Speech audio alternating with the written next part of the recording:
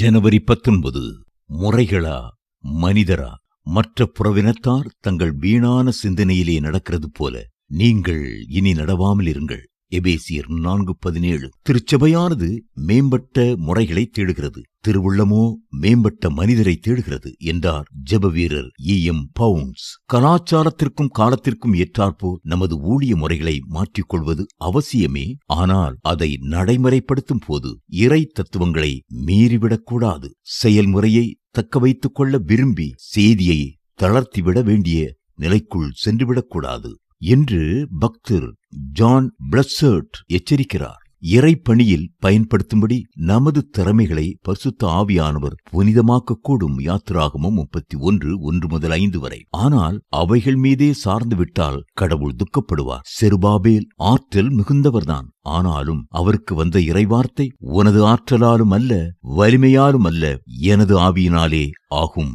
சகரியா 4:6. அசாதாரண தாளந்துகள் பெற்ற பிரசங்கிமார் கூடுதல் கவனமாயிராவிட்டால் அவர்கள் பிரபல பேச்சாளர்களாய்த்தான் இருப்பார்களே அன்றி பரமனின் செய்தியாளராயிருக்க மாட்டார்கள். பிரசங்க பீடமானது நமது தாளந்துகளை வெளிக்காட்டும் கொலு மண்டபமாகலாம், ஆனால் ஜெப அறையோ அதற்கு மரண தண்டனை விதிக்கும் என்றார் லியோனார்ட் ரேவன்ஹில்.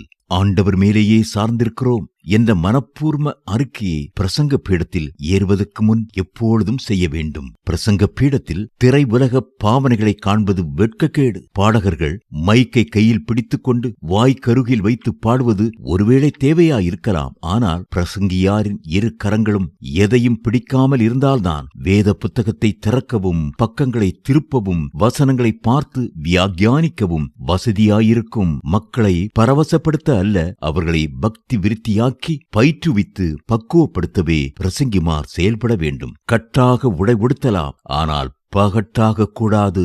மத்தேயு 11:8-9. வேத ஆராய்ச்சி தகவல்கள் கம்ப்யூட்டரில் வந்தது. வேத அறிவில் புதிய உலகை நமக்கு தந்தாலும் அமோக வசதிகள் நம்மை தியானத்தில் வியர்வை சிந்துவதற்கு பதிலாகிவிடக்கூடாது.